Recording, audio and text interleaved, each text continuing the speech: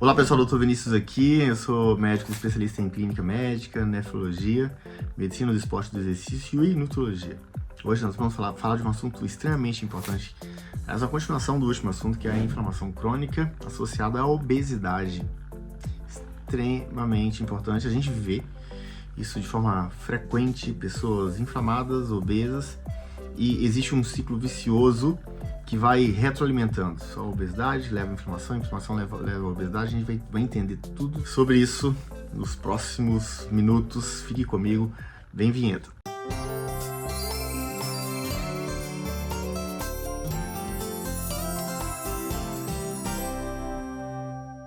Então, qual a relação entre inflamação crônica e obesidade? Primeiramente, vamos relembrar o que é inflamação crônica. Existem dois tipos de inflamação. Aquela inflamação aguda, que está associada a uma lesão, a pessoa vai lá numa roça, ela se fere numa cerca de arame farpado, aquela pele fica vermelha, fica com calor, fica com dor.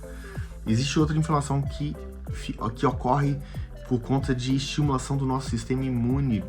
E essas microestimulações constantes vão levar ao que a gente conhece como inflamação crônica, que a pessoa não sente. É algo completamente silencioso. E é sobre essa inflamação que a gente vai falar, da ligação dessa inflamação com a obesidade. A obesidade, a gente sabe que é um problema de saúde pública, né? Existe um aumento progressivo de obesos, do número de obesos. E aí isso está associado a aumento de doenças metabólicas, como diabetes tipo 2, associado ao aumento de câncer, aumento de doenças cardiovasculares, ou seja, a gente pode parar por aí, que a gente está falando de praticamente tudo que mais mata o ser humano. Então, combater a obesidade é extremamente importante, mas só que a inflamação é uma condição, como eu disse antes, que vai retroalimentar, que vai levar à obesidade, e a própria obesidade já leva também à inflamação. Então a gente vai entender como que isso está associado e vamos entender também como combater essa condição. Então a gente sabe que a obesidade é uma condição que está aumentando no nosso meio e no mundo moderno, né? E a gente sabe que está associado a todos os desfechos ruins de doenças não infecciosas, como cânceres, como infarto, como doenças cardiovasculares. Sem contar que as pessoas que eram obesas, elas morriam muito mais fácil, tinham um prognóstico pior de Covid-19, até das doenças infecciosas. E a gente sabe também que a inflamação, ela desenvolve inflamação crônica, viu, gente? A inflamação crônica, diferente daquela inflamação aguda de uma lesão, por exemplo, mas a inflamação crônica, aquela que é silenciosa, que a gente não vê, ela desenvolve um papel fundamental na progressão, na gênese, no aparecimento da obesidade e na progressão da obesidade, que a gente vai ver logo a seguir. Então a inflamação é um estado de hiperativação, por assim dizer, do nosso sistema imune, nosso sistema imunológico, por causa de, por exemplo, de infecções, por conta de doenças autoimunes, fatores ambientais, contatos com poluentes no meio ambiente, estresse excessivo, excesso de cortisol. Isso faz com que nosso organismo esteja no estado inflamatório. E a obesidade, ela é uma condição inflamatória com uma produção muito grande do que a gente conhece como citocinas pró-inflamatórias ali no tecido adiposo. Então, estudos vêm mostrando que os obesos, eles têm uma produção elevada de citocinas pró-inflamatórias ali na gordura, por uma série de razões. Uma das razões mais bem estudadas é que ali na gordura, aquela gordura que está ali no abdômen e tudo mais, ali a gente não tem uma irrigação adequada. E essa falta de irrigação vai fazer com que haja um sofrimento do tecido gorduroso e que vai recrutar dessa forma macrófagos, que são células inflamatórias para esse tecido gorduroso, fazendo assim esses processos inflamatórios crônicos de baixo grau. Isso aqui vai mais para até nossos colegas médicos e profissionais de saúde que estão nos escutando. Essa infiltração de macrófagos vai fazer com que haja liberação de interleucina 6, NF-alfa, mas também NF-kappa-beta, mas também Toll-like, ativando o Toll-like receptor do tipo 4, ou seja, toda uma cascata inflamatória extremamente importante. Existe também um estresse do retículo endoplasmático que desencadeia um desdobramento inadequado de proteínas, também levando a um aumento das citocinas pró-inflamatórias. Então existe essa cascata que vai levar a uma produção de citocinas exacerbadas, interleucina 6, TNF-alfa, outros marcadores como NF-kappa-beta, E, além disso, isso vai levar ao que a gente conhece como resistência à insulina. E aí, essa resistência à insulina é também algo que perpetua a própria obesidade. Porque a gente não pode ter a ideia de que a obesidade é somente um estado de superávit calórico. É isso também.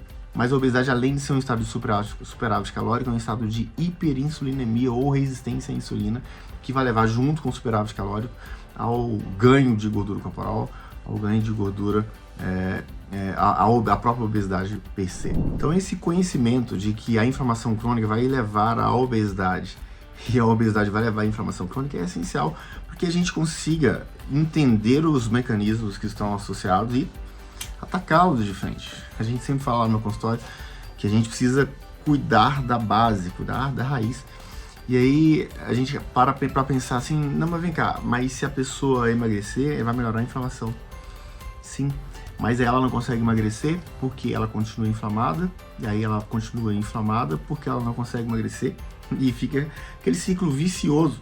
E o que a gente tem que fazer, então, é interromper esse ciclo vicioso com alguns ativos e com um estilo de vida que vai ser um estilo de vida menos inflamatório, um estilo de vida que vai reduzir essa produção aí de citocinas pró-inflamatórias. Então, o que a gente precisa fazer? Nossos objetivos em relação à terapêutica. A gente precisa modular essa resposta inflamatória, melhorar a sensibilidade à insulina. A gente vai reduzir esses riscos de doenças metabólicas nesse sentido. Algumas terapias direcionadas que podem ser úteis, como, por exemplo, o uso da curcumina, o uso do DMSO e o uso de alguns outros ativos, como selênio, N-acetilcisteína, são essenciais nesse processo de redução, aumento do nosso poder antioxidante e redução, assim, da inflamação. Um dos principais que eu posso citar para vocês é o ácido alfa-lipoico, que varre de forma importante os radicais livres e reduz a inflamação. Então, como conclusão, o que a gente precisa saber é que existe um ciclo vicioso de obesidade levando à inflamação e inflamação levando à obesidade. E atacar esse ciclo vicioso e interromper esse ciclo de forma contundente é extremamente necessário. Primeiro, cuidando da microbiota intestinal, cuidando do sono, do estresse, repondo micronutrientes e repondo e colocando outros fatores anti-inflamatórios dentro de um contexto de um tratamento, que muitas vezes vai ser necessário, inclusive, tratamentos de forma venosa. Na clínica, na nossa prática diária, a gente utiliza ativos anti-inflamatórios que são usados de forma endovenosa, que a gente tem, dessa forma, respostas mais expressivas nesse sentido de promover velocidade na redução da inflamação. Quem está inflamado não pode esperar. A inflamação crônica com um PCR ultrassensível acima de 3 é associada ao risco alto de doença cardiovascular.